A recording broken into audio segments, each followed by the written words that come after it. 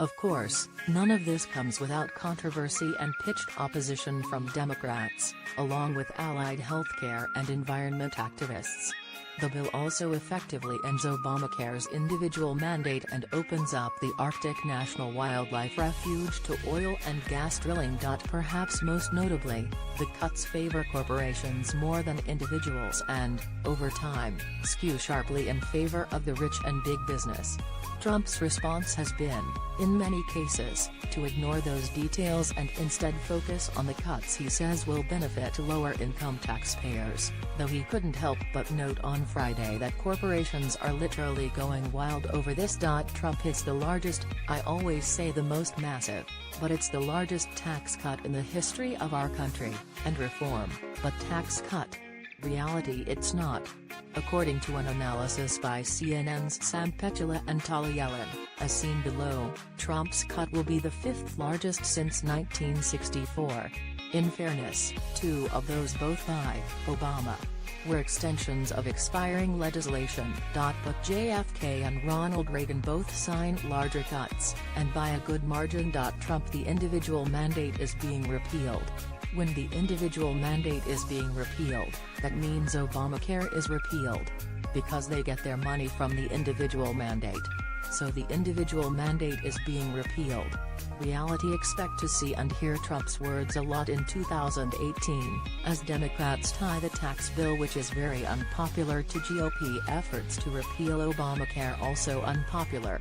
They'll also note estimates that show 13 million people could lose coverage as a result, with premium hikes for others.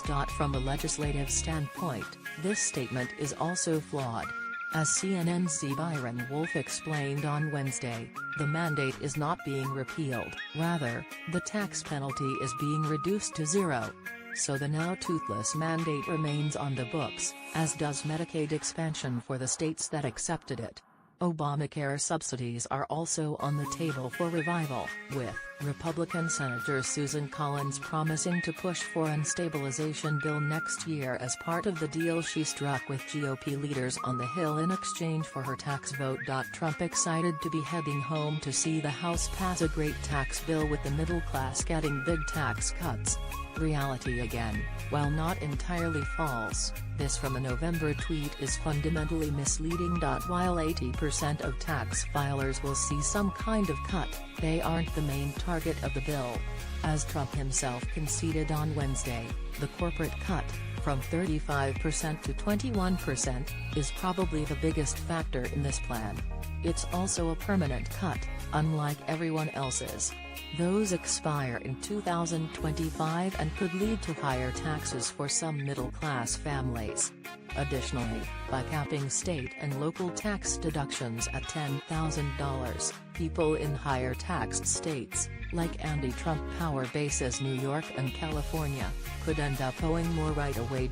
Trump: America's tax code is a total dysfunctional mess. It is riddled with loopholes that let some special interests, including myself.